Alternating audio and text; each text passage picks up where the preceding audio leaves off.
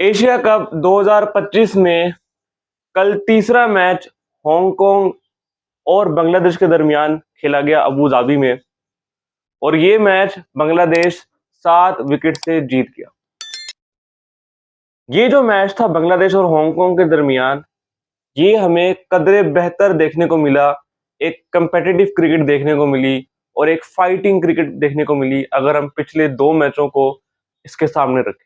ये पिछले 2 मैच आप सभी को पता है कि एक तरफा मैच हुए, जिसमें पहले मैच में अफगानिस्तान ने हांगकांग को 1 साइडेड हराया और फिर दूसरे मैच में यूएई को इंडिया ने 1 साइडेड हरा दिया। इंडिया ने sorry by the way UAE को 1 साइडेड हरा दिया। लेकिन आज का मैच हमें एक अच्छा मैच देखने को मिला और एक जब हम मैच देख रहे थे तो ऐसा लग रहा था कि वाकई में कोई 2 टीमें खेल रही हैं, वरना पिछले 2 मैचों में तो लग रहा था खाली एक टीम बस खेलने आई हुई है मैदान में, दूसरी कोई टीम ही नहीं है। अब बांग्लादेश ये मैच 7 विकेट से जीत तो गया, लेकिन मैं इस जीत से खुश नहीं हूँ।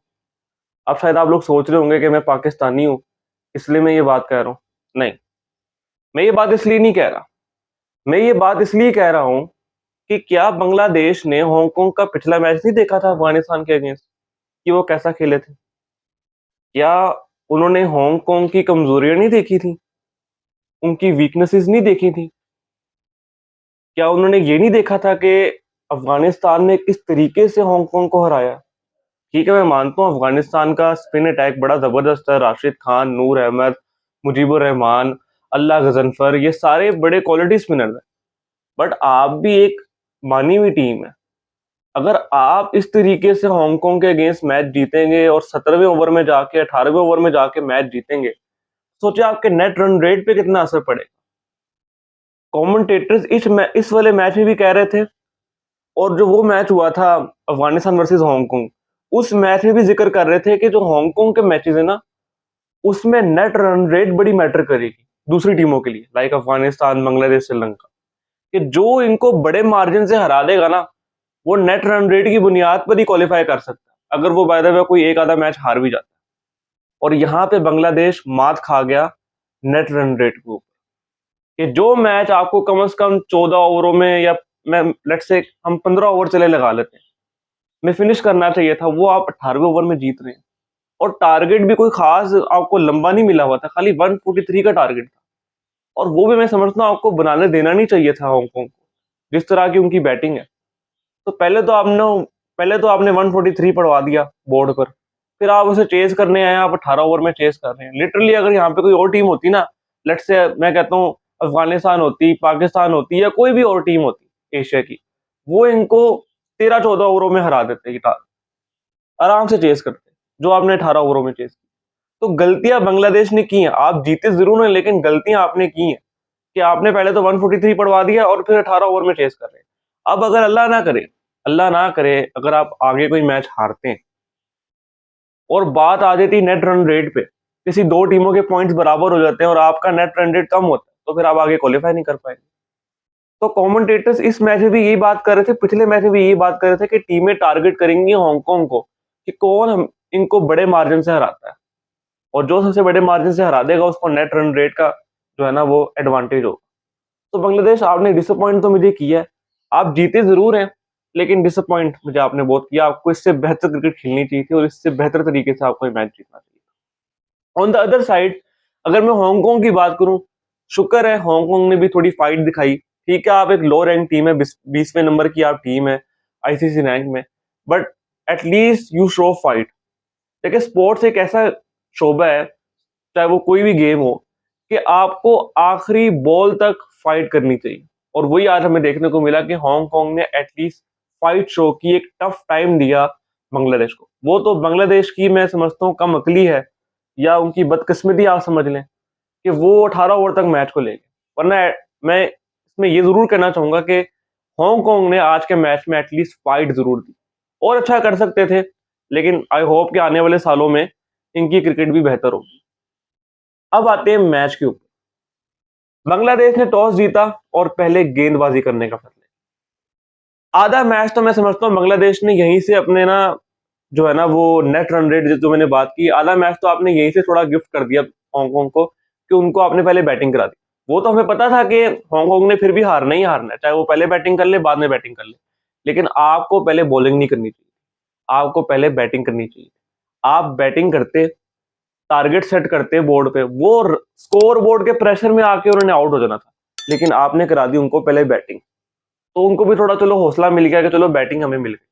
तो आपने पहले गेंदबाजी की, हांगकांग के ओपनर्स आए बैटिंग करने, अच्छा आगाज नहीं हुआ हांगकांग का, बट आज उनके जो मिडिल ऑर्डर था, स्पेशली उनके जो बैटर्स हैं निजाकत खान और उनके कप्तान, मुझे उनका नाम नहीं याद आ रहा, यासिर मुर्तजा शायद नाम है उनके कप्तान का, उन्होंने आज अच्छी बैटिंग की। और साथ बाबर हयात ने भी अच्छी बैटिंग की, और उनके जो ओपनर थे जीशान, उन्होंने थोड़ी जिम्मेदारी का मुजाहरा किया। तो ये जो 3-4 बैटर्स थे इन्होंने रन्स कर दिए और आपने इनसे रन्स करवा दिए। अगर आप इनका टॉप ऑर्डर आउट कर देना, इनके पास बैटिंग नहीं है। लेकिन आज इन 3-4 बैटरों ने थोड़ी जिम्मेदारी से बैटिंग की। किसी ने 28 रन जोड़े, किसी ने 30 रन जोड़े, किसी ने 20 रन जोड़े, एक कलेक्टिव एफर्ट था। और नीचे से इनके लोअर मिडिल ऑर्डर ने भी 10-10, 12-12 रन जोड़े, जिसके तहत ये 143 तक पहुंच गए। हालांकि एक स्टेज पे लग नहीं रहा था कि ये 143 बना पाएंगे, इनको लग रहा था कि 120, 125 से ये आगे जा नहीं पाएंगे। जो भी मैच देख रहा था, या इवन ये खेल भी रहे होंगे, तो इनको भी शायद ये लग रहा होगा कि 120 से हम ऊपर नहीं जा पाएंगे। लेकिन आपने इनसे एक्स्ट्रा रन करवा दिए, 20 से 25 रन आपने इनसे एक्स्ट्रा करवाए, क्योंकि 10 ओवर के बाद तो ऐसा लग रहा था कि शायद ये 120 ही कर पाएंगे जिस रन रेट पे खेल रहे थे।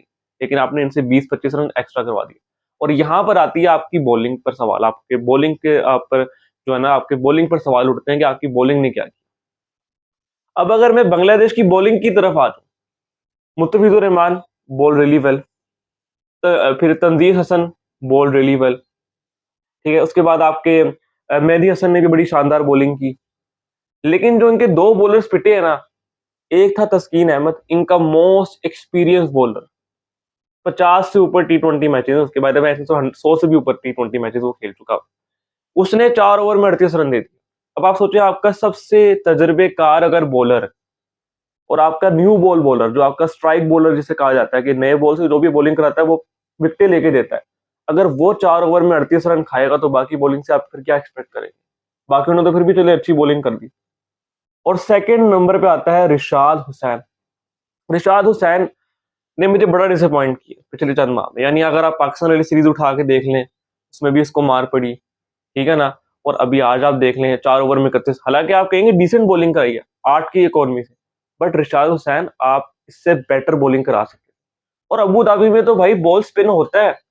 अब अफगानिस्तान की बॉलिंग देखो, राशिद खान ने इतनी जबरदस्त बॉलिंग कराई पिछले मैच में, नूर अहमद हो जाए, अल्लाह गजनफर हो जाए, उनके इतने जबरदस्त उनके स्पिनर्स हैं, उन्होंने इतनी अच्छी इकोनॉमी से बॉलिंग करी। आप 4 ओवर में 31 रन दे रहे हो, तो यहाँ पे बेसिकली मात खाई है बांग्लादेश ने, जो इन्होंने एक्स्ट्रा रन करा दी। बाकी अगर बॉलर्स की बात करें, कोई 4 ओवर में 20 रन दे रहा है सिर्फ, कोई 4 ओवर में 22 रन दे रहा है, कोई 4 ओवर में 24 रन दे रहा है। बेसिकली यहाँ पे जो दो बॉलर्स थे ना इनके, ये तस्कीन अहमद और इनके रिशाद हुसैन, इनको इन्होंने टारगेट किया, जिसकी बदौलत हांगकांग की टीम 143 पे पहुंची। और जब 143 बना, वो तो हम सबको पता था कि बांग्लादेश चेस कर लेगा, बट आई होप कि बांग्लादेश, मैं ये उम्मीद कर रहा था कि बांग्लादेश ये टोटल 14 या 15 ओवरों में चेस कर लेगा।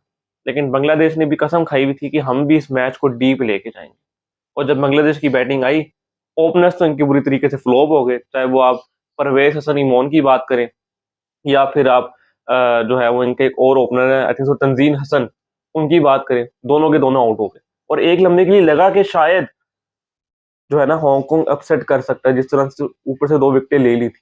लेकिन उसके बाद एक शानदार पार्टनरशिप लगी कप्तान आपके लिटन दास के दरमियान और जो इनके बैटर है हिरोए, उनके दरमियान एक अच्छी पार्टनरशिप लगी, और जिसकी बदौलत बांग्लादेश ये मैच 7 विकेट से जीत गया 18 ओवरों में।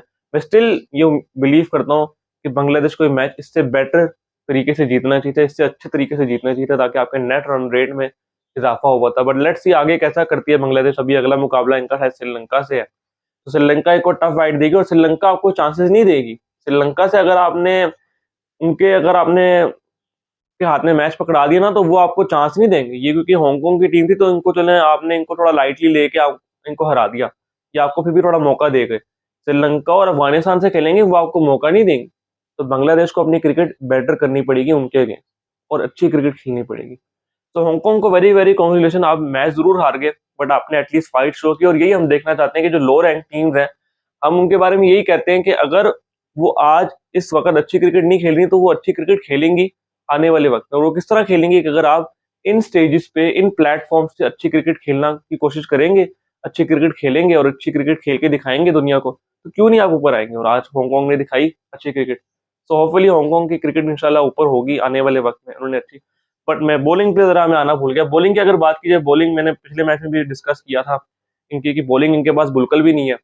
बॉलिंग में कभी लगता है इनके पास कोई फास्ट बॉलर आ गया नहीं, कभी 135 की स्पीड पे बॉल कराते हैं, कभी 130 की स्पीड पे बॉल कराते हैं, तो बॉलिंग तो इनके पास बिल्कुल भी नहीं। तो बॉलिंग में आई होप कि अच्छा करें, और ओवरऑल भी इनकी क्रिकेट मुझे उम्मीद है अच्छा करे। तो very very congratulation to Bangladesh, but अफसोस आप इससे अच्छी क्रिकेट खेल सकते थे। लेकिन मैं मुबारकबाद देना चाहूंगा हांगकांग की क्रिकेट को भी, आपने अच्छी क्रिकेट खेली और हमें एंटरटेन किया। अब आज पाकिस्तान और ओमान का मैच है।